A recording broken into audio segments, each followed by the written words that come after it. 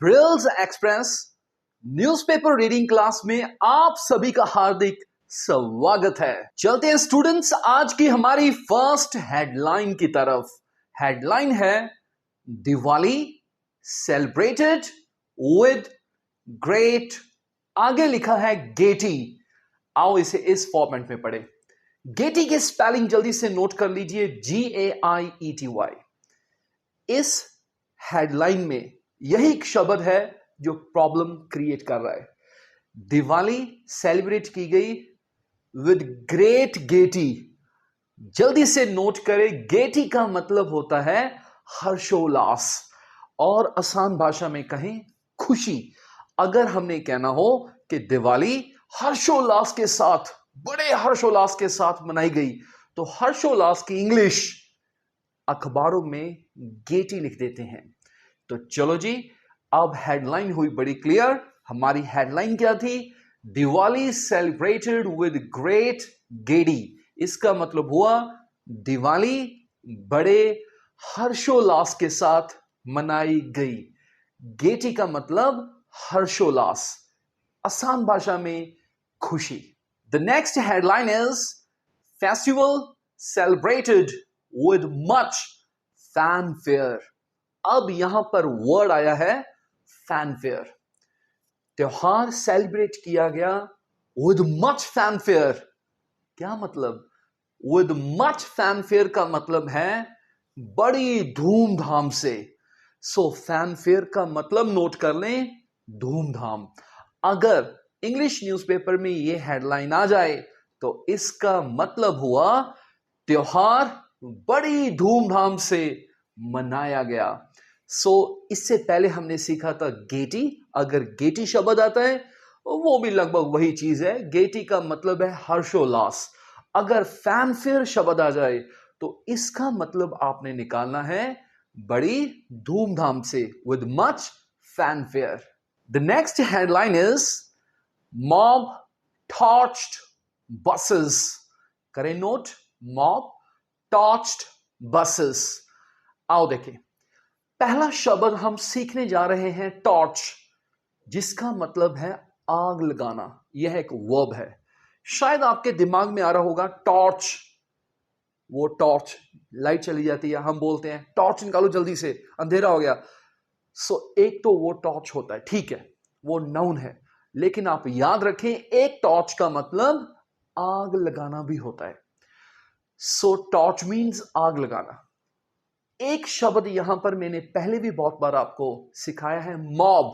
Mob का मतलब होता है हिंसक भीड़। कई स्टूडेंट्स कहते हैं सर भीड़ तो क्राउड नहीं होती। जी होती है। जो हिंसक भीड़ हो जाए, भीड़ हिंसक हो जाए, उसे हम क्राउड नहीं, मॉब बोलते हैं। अब headline very clear, mob torched buses. इसका मतलब हुआ हिंसक भीड़ ने लगाई, हिंसक भीड़ ने बसों को लगाई आग। तो इस हेडलाइन से हमने क्या सीखा? टॉर्च का मतलब आग लगाना, और मॉब मीन्स हिंसक भीड़। चलो आगे। आग लगाने की इंग्लिश, ये भी इंग्लिश न्यूज़पेपर्स में काफी लिखी जाती है। एक नोट करें, टॉर्च तो हमने सीख लिया। एक एक्सप्रेशन है सेट ऑन फायर, किसी को आग के हवाले कर देना, या फिर होता है सेट ऑन ब्लेज। ब्लेज का मतलब भी आग, फायर का मतलब आग, पता है, ब्लेज का मतलब आग। अच्छा, यहां एक चीज नोट करें, ये जो ऑन वाला एक्सप्रेशन है set on fire, English grammar में बहुत बार क्या होता है, ये जो ऑन है इसे हटाकर शब्द के आगे अ लिख देते हैं। सेट ऑन फायर को आप सेट अ फायर कह सकते हैं, और सेट ऑन ब्लेज को आप सेट अ ब्लेज कह सकते हैं। अगर इंग्लिश न्यूज़पेपर में आ जाए मॉब सेट बसेस अब्लेज, तो आपने कंफ्यूज नहीं होना। अब्लेज या फिर अ फायर का मतलब है ऑन फायर, ऑन ब्लेज। तो आई थिंक आपको ये सारे शब्द समझ आ गए। एक बार फिर से रिवीजन करते हैं। आग लगाने की इंग्लिश, एक तो हमने क्या सीखा, वर्ड टॉर्च, या फिर set on fire, set on blaze, on की बजाय आप उस शब्द के साथ अ लगा सकते हैं। सेट ऑन फायर की बजाय सेट अफायर, और सेट ऑन ब्लेज की बजाय सेट अ ब्लेज। चलते हैं स्टूडेंट्स अगली हेडलाइन की तरफ। Minister killed in chopper crash. Minister killed in chopper crash. मंत्री जी की मृत्यु हो गई। मंत्री जी की मृत्यु हो गई किस में? इन चॉपर क्रैश। जी चॉपर शब्द हेलीकॉप्टर को बोलते हैं। इंग्लिश न्यूज़पेपर्स में हेलीकॉप्टर लिखने की बजाय वो चॉपर लिख देते हैं। तो हेडलाइन वेरी क्लियर, मंत्री हेलीकॉप्टर हादसे में मारे गए। सो चॉपर मीन्स हेलीकॉप्टर। अगली हेडलाइन है rights erupted in city. Riots erupted in city. Note कर लीजिए, पहला शब्द है राइट्स और दूसरा शब्द हम सीखने जा रहे हैं erupted। आओ देखें, राइट्स का मतलब होता है दंगे और दूसरा वर्ड है erupt। erupt का वैसे मतलब होता है भड़क उठना। वैसे ये शब्द वॉल्केनो, ज्वालामुखी के साथ भी चलता है। हम अक्सर बोलते हैं कि वहां पर वॉल्केनो, वॉल्केनो मीन्स ज्वालामुखी, इरप्ट हो गया।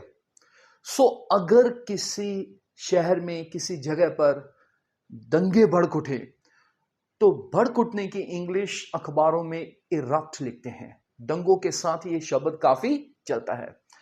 सो हमारी हेडलाइन है राइट्स इरप्टेड इन सिटी। इसका मतलब शहर में दंगे भड़के। सो दंगों के भड़कने की इंग्लिश अब नहीं भूलना आपने। दंगों की इंग्लिश राइट्स, भड़क उठने की इंग्लिश इरप्ट। अगली हेडलाइन है फ्लड्स। आगे लिखा है WREAKED, इसे हम बोलेंगे रीक्ड। आगे है HAVOC, हैवक ऑन विलेजेस। आओ देखें, floods wreaked havoc on villages. Floods wreaked havoc on villages. Flood का मतलब मैंने बताया है बाढ़। अब ये शब्द बहुत आता है इंग्लिश न्यूज़पेपर्स में, आज के बाद नहीं भूलना। wreak havoc, wreak havoc का मतलब होता है तबाही मचाना। ये समझ लीजिए, havoc का मतलब तबाही, wreak का मतलब मचाना। अगर इंग्लिश न्यूज़पेपर्स में आपको ये दिख जाए रीक हैवक, तो अब आपने समझना है इसे। इसका मतलब क्या है खुद बोलें, तबाही मचाना। तबाही मचाने की इंग्लिश रीक हैवक। तो हेडलाइन पर जाएं, फ्लड्स रीक्ड हैवक ऑन विलेजेस। इसका अर्थ हुआ बाढ़ ने गांव में तबाही मचाई, या बाढ़ ने गांव में मचाई तबाही। अब आप एक चीज ग्रामर की यहां पर और नोट करें। सो यहां इन नहीं लिखा, ऑन लिखा है। रीक हैवक के साथ हम अक्सर ऑन का प्रयोग करते हैं, ये आपने ध्यान में रखना है। चलते हैं स्टूडेंट्स अगली हेडलाइन की तरफ। Government clamped down on drug peddlers. यहां से करें note, government clamped down on drug peddlers. Government समझते हैं सरकार। अब अगला एक्सप्रेशन है क्लैंप डाउन। नोट करें, क्लैंप डाउन का मतलब होता है नकेल कसना, या हम कई बार इसे शिकंजा कसना भी बोल देते हैं।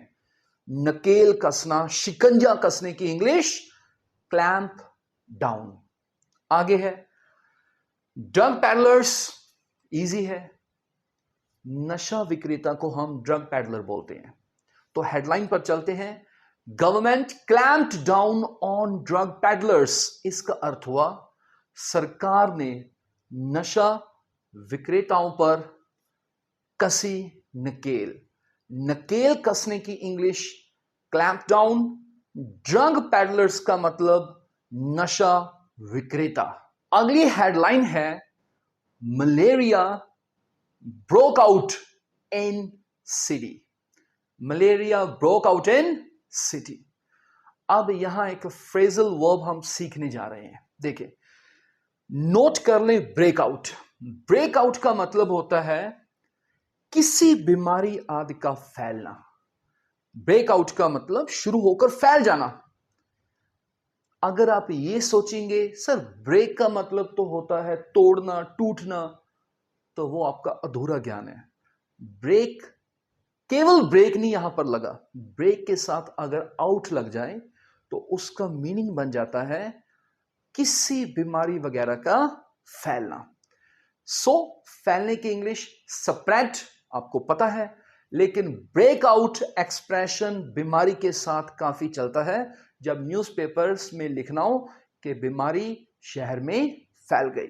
तो आओ देखें, malaria broke out in city का मतलब हुआ शहर में फैला मलेरिया। सो ब्रेकआउट मींस किसी बीमारी वगैरह का फैलना।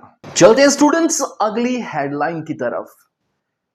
हैवी डाउनपोर, आगे वर्ड है INUNDATED, इनंडेटेड। हम इसे कहेंगे इनंडेटेड सिटी रोड्स। यहां से नोट करें, heavy downpour, inundated city roads. चलते हैं आगे। पहला हमारे पास एक्सप्रेशन है हैवी डाउनपोर। हैवी डाउनपोर का मतलब है भारी बारिश, या फिर हम कहते हैं मूसलाधार बारिश। बहुत ज्यादा बारिश को हम हैवी डाउनपोर लिख देते हैं। अगला वर्ड है इनंडेट, इसकी सेकंड फॉर्म यहां पर लिखी है इनंडेटेड। आओ देखें जी, पहली फॉर्म है इनंडेट, इसका मतलब होता है जलमग्न करना। आसान भाषा में कहें, किसी जगह को पानी से भर देना, पानी पानी कर देना। सो इनंडेट का मीनिंग आप नोट कर लें, जलमग्न करना। जलमग्न करना, किसी स्थान को पानी से भर देना। तो माय डियर स्टूडेंट्स, अब हेडलाइन बहुत क्लियर हुई। Heavy downpour inundated city roads, इसका मतलब हुआ मूसलाधार बारिश ने शहर की सड़कें की जलमग्न। तो जलमग्न करने की इंग्लिश इनंडेट, हैवी डाउनपोर का मतलब मूसलाधार बारिश। माय डियर स्टूडेंट्स, आज हमने काफी वर्ड्स सीखे और ये सारे शब्द इंग्लिश न्यूज़पेपर्स में काफी यूज किए जाते हैं। तो आप इन वर्ड्स की प्रैक्टिस कीजिए और बिल्कुल भी मत भूलिए। मिलते हैं अगले लेक्चर में। बाय।